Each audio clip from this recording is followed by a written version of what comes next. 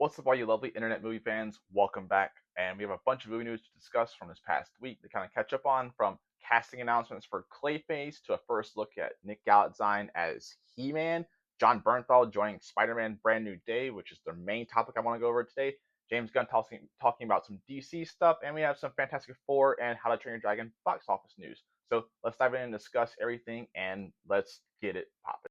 So let's start off with He-Man and the Masters of the Universe film that's currently in production right now. They're filming, and we got our first look at Nick Galatzine as He-Man himself. Now, it's just a shot from the back, but we get to see it's a first look essentially. We get to see him holding the sword of Eternia as well, and he looks pretty good. Like, you can't really tell the body per se, but there's few people out there who can actually have the body of what He-Man looks like. I mean, are we getting prime Arnold Schwarzenegger in here perhaps? Like, no. So, and Dolph Lundgren wasn't necessarily just like the ripped version that we saw earlier. He was kind of a leaned out version. So Nick Galatzine, I'm fine with the look. I'm curious to see how this movie is gonna turn out. It's a good cast. Like, we have a good cast. Jared Leto is playing Skeletor. We have Idris Elba in there, and I think his character's name is Man at Arms or Man at War, one of those two, I believe. So I'm intrigued by what this movie could be. But the first look isn't much of a look because it's just from the back, like I said. But here's to see what this movie is going to be overall, and I'm very intrigued about how it's going to turn out in the overall storyline and narrative and how it's going to fit into that overall movie and that narrative. So that's the first look, and let's move on to this. A bunch of DC news has come out. James Gunn has been talking a ton about people he's worked with, how the situation at Marvel and the mandate they had to produce as much content as possible. But we have a casting announcement for his DC universe. Tom Rhys-Harris has landed the role of Clayface in this universe. So if you didn't know, there's a Clayface movie in development at Warner Brothers and DC Studios.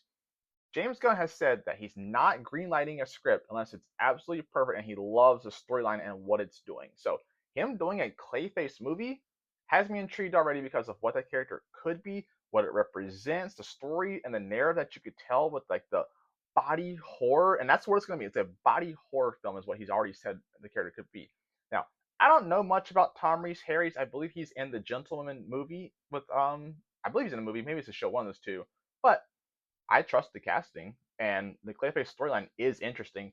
I'm curious to see if it's the same Clayface from Creature Commandos, because we saw what happened to him. He kind of blew up, but he can kind of put himself back together. Is this going to be like a period kind of thing, a flashback for that character? I know Matt Reeves is a producer on this. I don't think this will be in Matt Reeves' Batman universe. I don't believe that at all. So, just very intrigued about what this story could be, but this is exciting. I'm excited to see what this character could be and the narrative story that you could tell, especially with the body horror genre film that, like I said before. So that's intriguing. James Gunn has also said, hey, if you're dead in the DC universe, you're dead. You're not coming back. There's no Lazarus pit. As Thanos said, no resurrections this time. So I'm intrigued by this. I like this because it gives your movies stakes. As you're watching a film, you know if someone passes away, hey, he said that this character might not be back. No Lazarus pit. There's no multiverse shenanigans. This character is gone. Now, as your universe grows and expands and there's more movies, and if you have certain characters pass away, you might want to have some resurrections to bring certain characters back or tell your story narratively. But he also said if it fits a narrative and a story that I'm telling, it could happen. So we shall see on that regard. I'm very curious about that. We also have some opening box office projections from Superman, and what I've gathered from these, 90 million to 150 in that range, we don't know really, because that's a very wide array. There's lots of standard deviations and deception for what it could be. So I don't know. I personally think Superman, it has the potential to be a very, very good movie. I trust in Gunn. I trust in what they've done with the marketing so far. It's been excellent, and the trailers have been great. So I think this movie probably opens to 120 to 135, somewhere in that range. And it has competition from Jurassic World, and it's before Fantastic Four, so it's in kind of a good spot, but we shall see. I'm excited for it regardless and cannot wait. And we also have Fantastic Four budget, like box office opening projections, somewhere in the 125 range, somewhere around 125, upwards to 130, 140, or around 115. So 115 to 135 is probably the range for Fantastic Four. Makes sense. The marketing for F4 has been great. I love what they've done so far. The popcorn bucket for Galactus is insane. It's massive. That's one expensive head. I don't know if I ever want to pay that much for a head in my life, but Who knows? It was the first time for everything. So I'm just excited for that. The marketing for both Superman and Fantastic Four have been excellent. I love everything about them, and I think we have the potential for an absolutely great summer. Because if you think about it, in July, Jurassic World, even I'm gonna go back to the last week of June. Hey, shout out my birthday next week too. Yes, big ups to me. But F1 with Brad Pitt, a movie that I'm so looking forward to. It looks so fun, and I think it's gonna be very, very good from everything that I've heard and seen about it. Then the next week, Jurassic World Rebirth. People love seeing people get eaten by dinosaurs. It's just the tale as old as time. People love sports, people love pizza, people love beer, and dinosaurs eating people. People love all those things. And after that, Superman is next week. Then you get a break, 1 week break, then you have Fantastic Four. So, big packed July. So looking forward to that, and I think we're in for a huge July box office overall. Now, let's talk about what do we want to go to next. All right, so something actually that I've been meaning to discuss for a couple of weeks, but Tom Cruise says him and Christopher McQuarrie have cracked Top Gun Maverick, or Top Gun 3, a sequel to Top Gun Maverick. And this excites me beyond belief.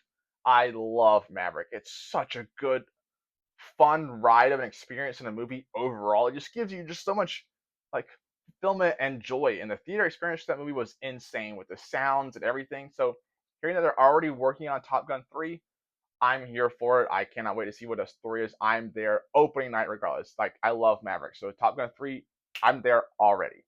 So interesting like that. I love to hear that. And I trust in Tom Cruise also. One of the big things that I kind of want to discuss now is Jon Bernthal joining the cast of Spider-Man Brand New Day. This is hugely exceptional news. Be excited. Get excited for this. Spider-Man Brand New Day comes out next year. It's a Sony production. This story has been like, there's so many things out there. Is it multiverse? Is it grounded? Is it going to have Kingpin? He says he can't be in it. Is it going to have Daredevil? Well, we know for a fact the Punisher himself is joining this movie. I am so excited for this. I'm a huge Jon Bernthal fan. Also, gets out the best, just like screaming grunts in the game. Like, they're insane. Like, you just love hearing that. If you hear the Punisher yell, you better watch out. Something bad is about to happen to you. But this cast is already great. You know, Tom Holland's returning, Zendaya, Jacob Batalon, Ned is going to be in it. Sadie Sink is playing an unnamed character. Could she be Jean Grey? Is she from another universe as like a Mayday Parker, Black Cat? We don't know. There's so many things out there, but she's a great actress. I love her audition. And then Bernthal puts it over the top.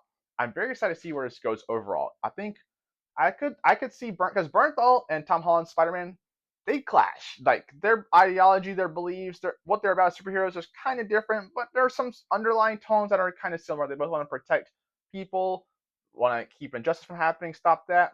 But the Punisher, hey, he don't care. He's putting you down. Spider-Man's going to try and save you. He may throw a car at you with a web, but he wants to save people without killing them. Punisher don't care. So very intrigued by that. But I'm so excited for this. Like I said, huge Bernthal fan, huge fan of what he's done with that Punisher character overall. Interested to see how it fits into that movie. If we see like Sinister Six, we're gonna see Matt Gargan's Scorpion. Will we see Mr. Negative in there perhaps? Like, we know Bruce is gonna be in there, Bruce Banner, the Hulk. So I'm curious to see how that's gonna play into this as well. Is he a mentor? Is the Hulk a villain? So many different things. I'm so excited for that movie. That's next year, and they're gonna start filming very soon for that. So finally, I've seen a couple movies recently that I want to discuss. So 28 Years Later and then Bride Hard. 28 Years Later, I enjoyed the first hour to an hour and a half. The last 30 minutes and the final scene were just kind of very off-putting, kind of took me out of the movie. But overall, I think it's a good movie. It's a thumbs up. I recommend going to watch it. It's very different from the first two overall, and none of those characters return. So also, Elephant Trunk, a lot of dong. All I'm going to say about the movie, shout out Samson. If you know, you know. Now, Bride Hard, on the other hand, I saw it last night with my girlfriend. That's a very fun movie. Rebel Wilson stars in it. She's a spy. She's also on a wedding, whatever. It's a fun movie. You get some good laughs out of it. I highly recommend going to watch it. It's a good chuckle. Thumbs up too for that one as well. I recommend watching it. It's not going to blow you away with the script or the action, but it's a fun time. Kind of turn your brain off, laugh a lot, get a bucket of popcorn. So that's what we got now. Coming up this week, we have F1, a movie that I'm so looking forward to and excited about. I cannot wait to watch that. How to Train Your Dragon is out there. Lilo and Stitch is out there 28 years later. So there's a lot of stuff to go see. I'll see you guys at the box office next time.